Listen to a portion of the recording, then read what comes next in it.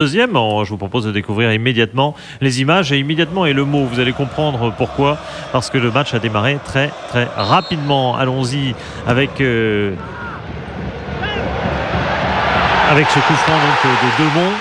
Et la première tête de Cousin, une deuxième tête de Hilton. Et à l'arrivée, Briand a juste repoussé légèrement ce ballon, mais insuffisamment pour éviter le but d'Adama Koulibaly. 44 secondes, c'est le temps qu'il aura été nécessaire au Lensois pour marquer. C'est le but le plus rapide de ce début de saison de Ligue 1. Alors ça aide évidemment les Lensois. Du coup, sur les coups de pied arrêtés, ils sont en pleine confiance. Regardez encore une combinaison, Boukari et Cousin qui vient buter sur Briand. Vraiment, bout de pied, Cousin ne peut pas ajuster vraiment la frappe, mais les Lensois ont failli marquer encore sur coup de pied arrêté, alors qu'à cet instant du match, ils sont déjà à 50% de leur but sur coup de pied arrêté. Un souci de plus évidemment pour Georgeo. L'autre souci, c'est que devant, eh bien, il n'y a que cette toute petite, non, elle est peut-être pas si petite que ça, cette occasion de Diallo quand même qui vient buter sur Itange. Et ensuite, eh bien, il y a ce tir de Rossi contré, mais il y a aussi Willemson qui réclame, parce que regardez, d'abord Itange qui sort la tête de Diallo, c'était une véritable occasion.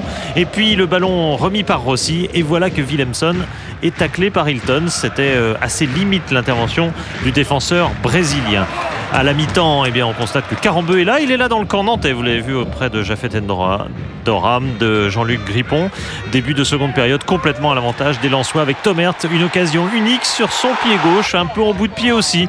Mais là, c'était quand même pas immanquable. La preuve, puisque ça passe juste à côté des buts de Briand. Déception évidemment pour Tomert qui venait de remplacer Boukari.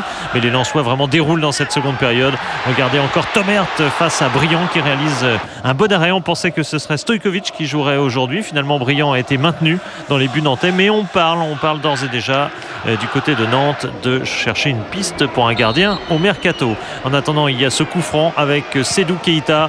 Et là, Briand très malheureux puisque c'est une tête du mur nantais qui a dévié d'emblée ce ballon, prenant complètement à contre-pied le jeune gardien nantais, battu irrémédiablement. Et donc dans cette fin de match, les Lensois déroulent définitivement. Ils mènent 2-0. Ils vont remporter clairement cette rencontre et ils auraient pu même faire mieux grâce à Éric Carrière. Et on a été content de voir un très bon Éric Carrière ce soir contre son ancienne équipe Nantes. Il a été très bon jusqu'au bout, mais il n'a pas marqué et Lens a battu Nantes 2-0 seulement. Mais c'est déjà problématique.